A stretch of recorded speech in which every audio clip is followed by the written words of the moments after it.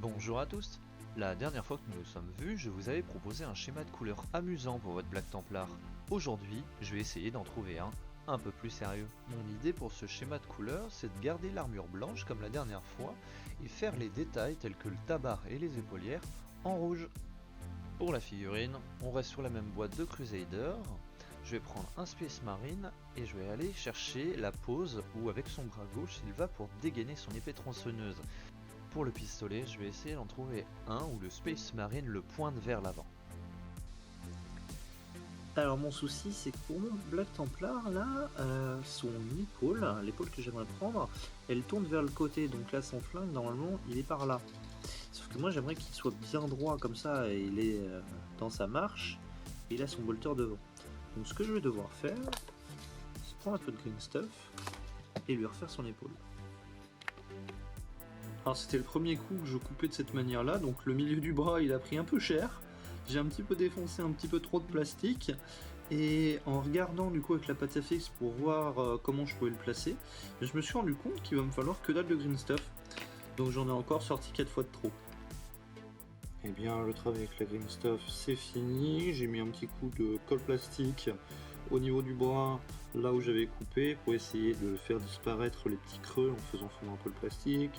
Mon Space Marine est dans la position que je voulais, je lui ai mis son épaulière. Je vais coller la deuxième et le backpack.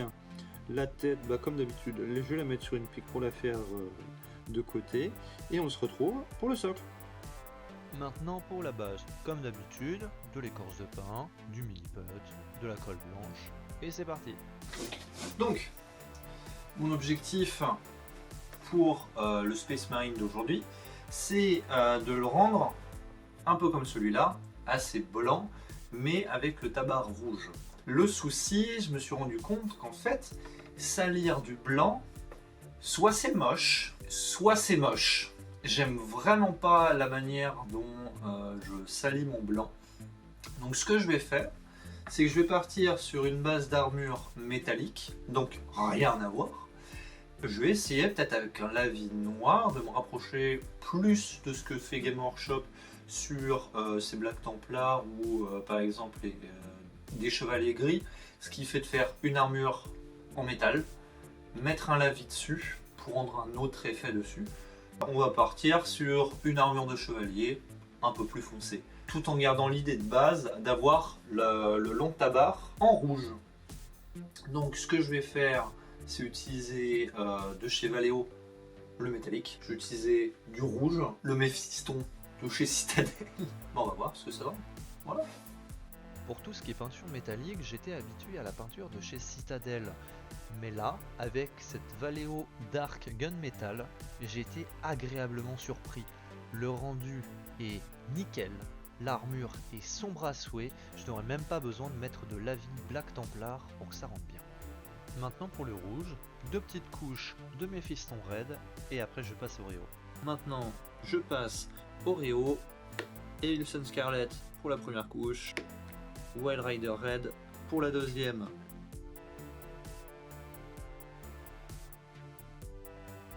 Le Evilson Scarlet, je le dilue énormément, histoire de pouvoir monter dans les couleurs par graduation, tandis que le Wild Rider Red, je l'utilise que pour faire les pointes, donc pas besoin forcément de beaucoup la diluer.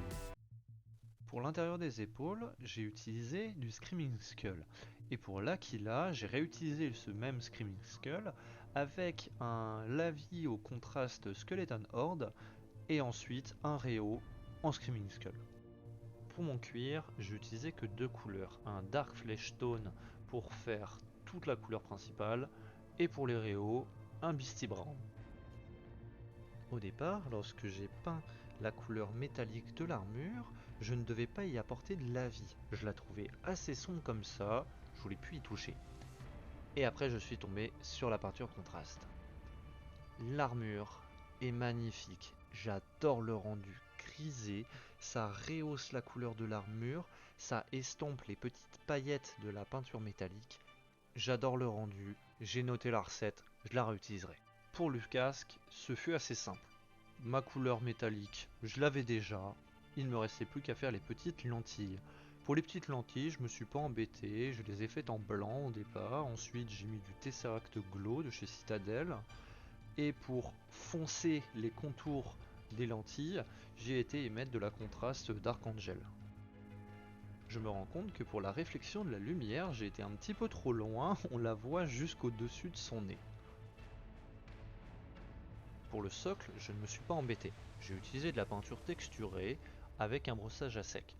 J'ai utilisé du kaki en premier pour me faire mon brossage à sec et ne voyant pas tellement de différence, j'ai préféré utiliser le sable irakien de chez Prince Auguste, une couleur plus claire et bien plus visible. Pour un peu plus embellir le socle, j'ai rajouté 2 petites touffes d'herbe et ensuite j'ai fait le rond en noir. Après avoir ajusté des erreurs et des oublis sur la figurine, voilà le résultat.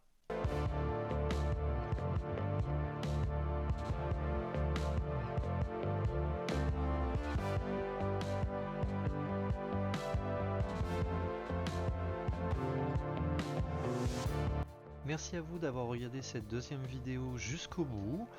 Juste après, je vais parler des peintures que j'ai utilisées durant la figurine. Donc si ça vous intéresse, n'hésitez pas à rester. Sinon, à une prochaine. Une dernière chose avant de vous laisser et de parler des peintures, j'ai remarqué, il faudrait vraiment que je change mes sous-mains. Au départ, j'utilisais l'arrière de calendrier complètement blanc et le souci c'est que dès que je mets de la lumière dessus, on voit rien. Il y a trop de blanc. C'est insupportable.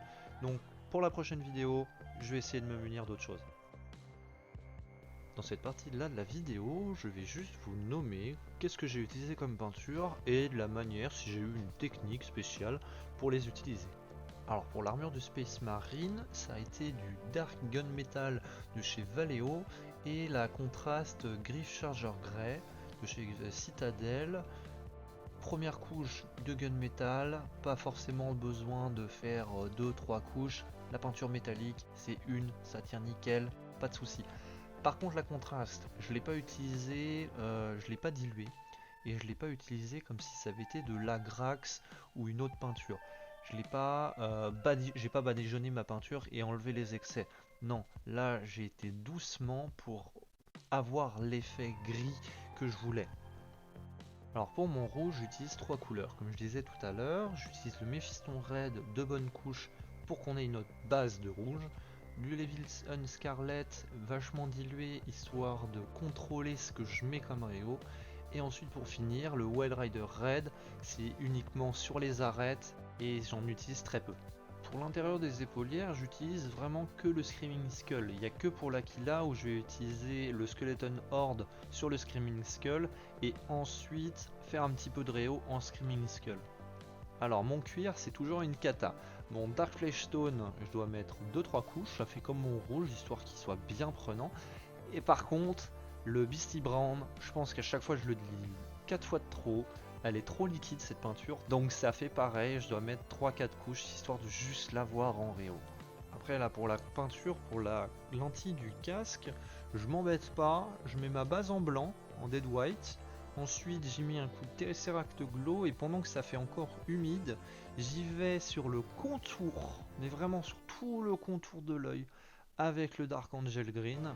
Et ça m'est arrivé là par exemple, l'œil gauche, non l'œil droit, j'ai dû y repasser 2 ou 3 fois, donc un coup de blanc, Tesseract Glow, pour rattraper le fait que la contraste Dark Angel Green, j'en fous à chaque fois partout au moment où faut pas.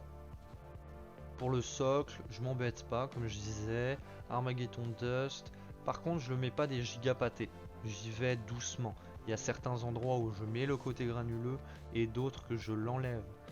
Quand ça a séché après une bonne dizaine de minutes, je laisse toujours 10 minutes parce qu'au départ j'en utilisais une grosse quantité et à chaque fois que j'essaye de faire un brossage à sec dessus, ah bah c'est pas sec, j'en enlève 4 fois de trop. Donc 10 minutes d'attente pour l'Armageddon Dust et ensuite un coup de brossage à sec en sable irakien histoire de choper des petits points de lumière. Merci beaucoup d'être resté jusqu'à la toute fin de la vidéo, d'avoir même regardé la partie peinture, c'est très gentil de votre part. Et pour cela, je vais vous récompenser avec un petit teaser pour la prochaine vidéo. Ce mois-ci, on quitte nos Templiers et on va sur Krieg.